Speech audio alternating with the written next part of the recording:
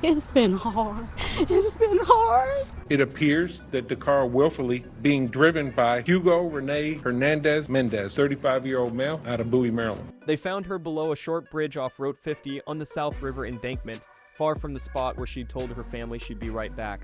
The moment authorities identified 19-year-old DaCara Thompson, an ordinary late-night errand turned into a multi-location investigation stretching from Hyattsville to Annapolis. Her family did what many families would do in a scare. They checked location sharing, followed the last pin, and drove to where her phone had been active. Police came to the scene. We did discover that all of her personal belongings were in her car, such as her purse, her credit card, her debit cards. There they found her white SUV exactly where the map said it would be, near a hydrant, with her purse, cards, and some cash still inside, the kind of essentials people don't abandon when they expect to be gone only a few minutes. Her phone had already gone quiet, which made each passing hour heavier. This story doesn't begin at the bridge.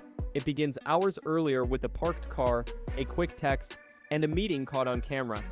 Late on August 22, Dara messaged that she'd get gas and be back soon. In the early hours of August 23, surveillance shows her stepping out of her white SUV on Riggs Road, walking toward University Boulevard, pausing beside a black GMC Yukon Denali, speaking briefly to the driver, then walking around to the passenger side and getting in. Her own SUV stayed put by a fire hydrant, exactly the kind of spot that risks a ticket if it sits, while her purse and cards remained inside. Investigators later phrased it carefully. She willfully entered the Denali. That wording hints at familiarity or persuasion without answering the bigger why. It leaves open whether this was a planned link-up, a quick conversation that turned into a ride, or something else entirely. From there, the digital trail did most of the talking. License plate information and video led detectives to a house in Bowie. Cell records placed Dara's phone in that area from roughly 3:47 a.m. to 5:03 a.m., and then the device deactivated. No more pings, no calls, just silence, the kind that makes families drive and redrive the same streets, hoping for a different answer. When investigators served a warrant at that address, the silence began to make sense, and the picture got sharper. A targeted search focused on a bedroom and the Denali parked outside. The inventory sounds ordinary until you add context. Forensic traces documented in key areas of the room. A single fake French manicure nail, matching the set Dara wore that night, and hair consistent with a wig seen on surveillance.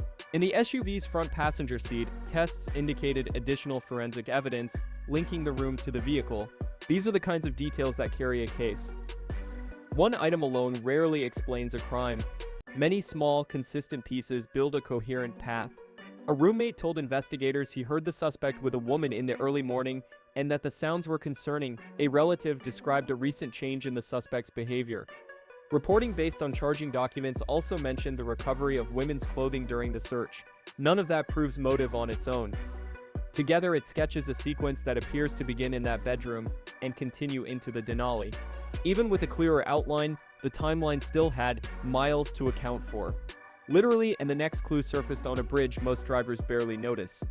On August 31, state police responding to a call about a disabled vehicle on the bridge looked down the slope and spotted a body on the embankment below. Later filings noted serious injuries consistent with foul play. Officials expect the manner of death to be ruled homicide once the final report is complete. Investigators allege that after what happened inside the house, the suspect transported Dara along Route 50 and left her near the riverbank below the bridge, a drop of about 30 feet. It's a stark allegation supported by a tight chain. The surveillance sequence into the Denali, the brief window of phone activity near the Bowie address, the items recovered in the search, and the recovery by the water. That brings the focus to the driver authorities say was behind the wheel and what happened when the case reached a courtroom. Detectives identified the driver as Hugo Hernandez Mendez, 35. According to charging documents, he acknowledged being near a nightclub across from where Dara entered the SUV and then requested a lawyer. He was arrested and charged with first and second degree homicide, legally filed as murder charges, and ordered held without bond. Authorities also noted an immigration detainer. Separate local reporting referenced a prior DUI earlier in the year. Prosecutors emphasized that the criminal case will stand on tangible evidence, the surveillance sequence, the phone location data, and what was collected in the search, rather than on online debates. A no-bond ruling signals the court's view that the allegations are serious and that the evidentiary trail is substantial. From here, expect lab reports, additional interviews, and grand jury proceedings, a stage where each link in the chain timestamps, chain of custody, lab methods, gets tested in detail.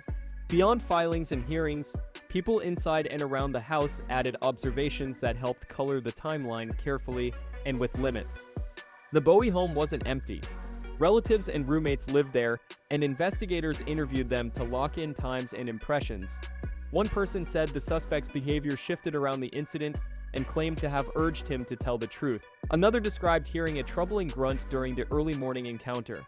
A neighbor reported suspicious activity behind the home around the same time. On their own, these statements don't establish intent. In combination, they frame the edges of the official timeline and help explain why detectives focused on that address and vehicle so quickly. The backbone remains the documented sequence into the Denali, the brief window of phone activity at the house, the forensic findings in the bedroom and passenger seat, and the recovery by the river. This is also where careful storytelling matters. Repeating a detail too often can make it feel bigger than it is. Here, each account supports the timeline without replacing the lab work and digital evidence that anchor the case. As public attention grew, so did rumors, making it crucial to separate firm facts from unverified claims. Once the arrest became public, online conversation accelerated. Speculation about prior victims, mentions of trophies, and broader political takes. Here's the standard we keep. If it isn't in charging documents, a police briefing, or a court record, it remains unverified. That label isn't a dodge, it's respect for accuracy and for the people living this in real time. Verified pillars, the surveillance sequence showing Dara entering the Denali, her SUV near a hydrant with belongings inside, the phone pings near the Bowie address, followed by deactivation, forensic indicators in the bedroom, and on the Denali's passenger seat. The recovery by the South River, the arrest with no bond. Dara. Behind every timestamp is a person who mattered, and a family still asking for answers. Dara was more than a case file. She was a recent graduate serving her community through a Maryland Service Year program, remembered as creative, kind, and close to her family. The same location sharing that helped them feel connected also helped them find her SUV quickly when she didn't come home. They wanted her back. They still want clarity and accountability. From here, the process is methodical: lab analyses, final reports, and the next court dates. The best way to honor Dara is to stay rooted in verified updates, resist turning guesses into certainty, and remember her as a full person, not just a headline. If new information arrives, it will shape the picture. Until then, the spine stays simple: a quick errand, a meeting captured on video, a phone that went quiet, forensic findings in a bedroom and vehicle, and a recovery by the river. If you're asking how an ordinary night could end like this, you're not alone. Hold space for the family, share only confirmed details, and keep the focus on respectful, responsible coverage while the justice process unfolds. A text that said, "I'll be back soon," should have led to a normal morning. That contrast is why this matters, and why the facts deserve patience until the unanswered becomes clear. Don't forget to subscribe to not miss any of the celebrity gossip. Thanks for watching.